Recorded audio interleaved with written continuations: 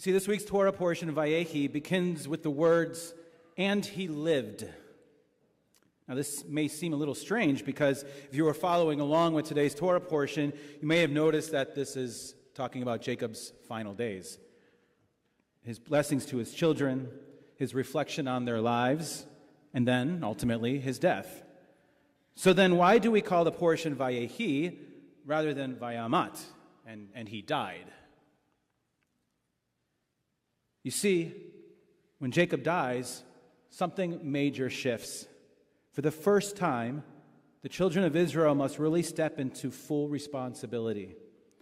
There's no patriarch guarding them anymore, and they must be the ones who now lead and protect their family's legacy. I mean, what a time for a change.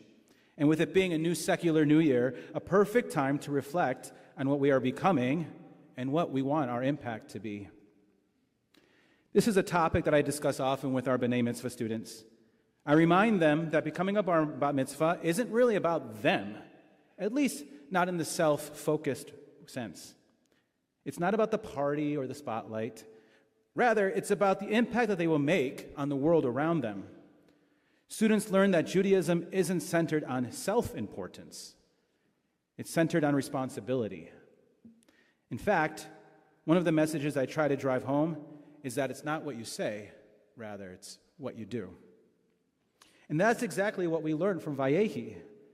Jacob's blessings don't end his story. They transfer it to the next generation. This is something I feel deeply in my own life.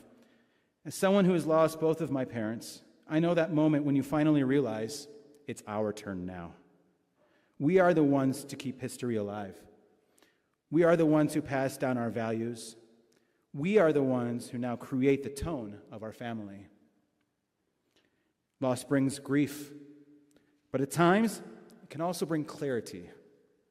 In a time where our society feels so fragile and uncertain, we have learned that we don't always get to choose the world we inherit, but we do get to choose how we show up.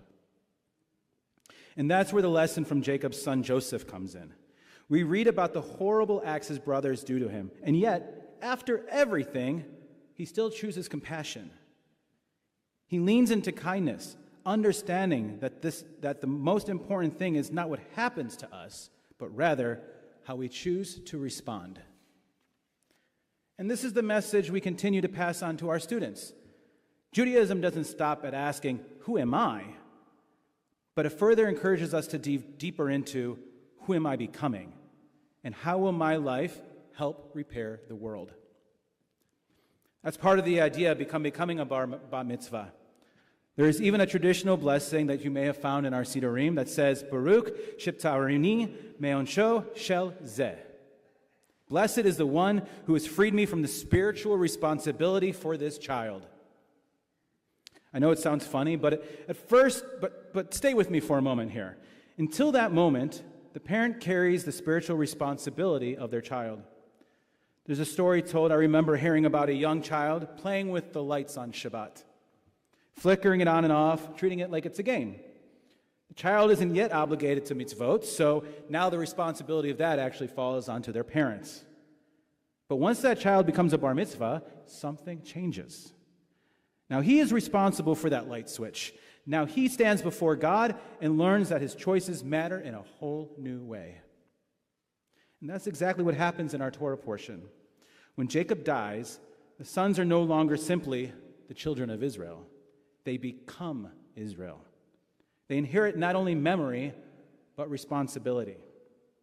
They now decide what kind of people they want to be. Jacob's final act is to bless. He looks towards each of his children and sees not only who they are, but who they will become. And to me, that's the meaning of Vayechi, and he lived. Not because Jacob avoided death, but because his values continue to live through his children. As we enter 2026, may we all continue to live a life where we carry forward the best of those we loved and honor their memory through Tikkun Olam and Gemilut Chasadim. And for those of us who carry the sacred memory of our parents that we've lost, may their lives continue to live through us in our choices and in our compassion. Shabbat Shalom.